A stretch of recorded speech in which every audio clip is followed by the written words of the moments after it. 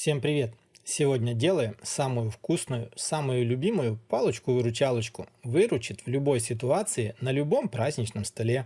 Берем батон или же багет. Сегодня у меня будет багет. Стараемся его нарезать на вот такие вот продольные кусочки, не слишком толстыми, примерно 1 см толщиной. И вот эти кусочки нужно будет обжарить на сковороде с небольшим добавлением подсолнечного масла до золотистой хрустящей корочки. Кто-то скажет, что можно сделать в тостере или же в духовке, но как по мне, на сковородке они более вкусные и более хрустящие. Ну а после того, как вы обжарили греночки, пока они еще теплые, берем соль, чесночок и с каждой стороны каждую греночку нужно будет натереть чесночком.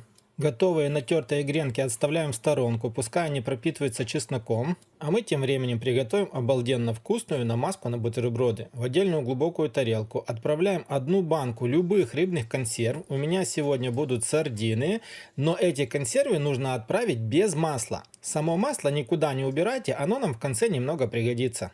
Берем вилку, и в этой тарелке рыбу нужно будет очень хорошо размять.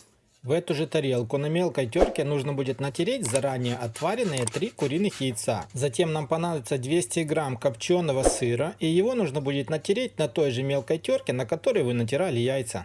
Дальше берем небольшой пучок укропа, и его очень хорошо измельчаем и тоже отправляем в общую тарелку. А еще нам понадобится одна небольшая отваренная морковка, и ее тоже нужно будет натереть на мелкой терке. Ну и последнее, берем 3-4 зубчика чеснока и пропускаем их через чеснокодавку. Смотрите, если же вы считаете, что чеснок здесь будет лишним, можете не добавлять, но как по мне, с ним будет очень вкусно.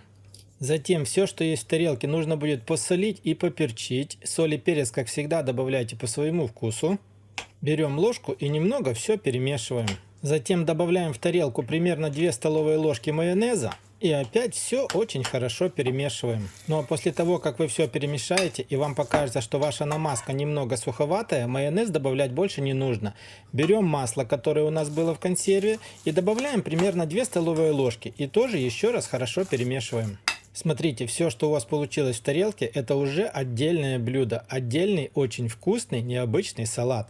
Но мы его будем намазывать на греночки, которые мы заранее готовили. В этом случае сколько намазывать, это решать только вам, но я бы вам рекомендовал намазку не жалеть. В самом конце бутерброды нужно будет украсить. Украшения делайте по своему усмотрению. А у меня сегодня вот такой вот необычный, но как по мне, очень красивый весенний вариант. Ну а по итогу получается вот такая необычная красота. Палочка-выручалочка в любой ситуации, на любой праздничный и не только праздничный стол. Такие бутерброды получаются очень вкусными, нежными, быстро готовятся, а съедаются просто моментально. Ну что ж, на этом у меня на сегодня все. Если вам понравилось, поставьте лайк, поделитесь роликом с друзьями. Ну а мы с вами встретимся, как всегда, в новых видео на канале Аппетитная кухня. Всем пока! Также не забудьте посмотреть еще один очень вкусный и необычный рецепт.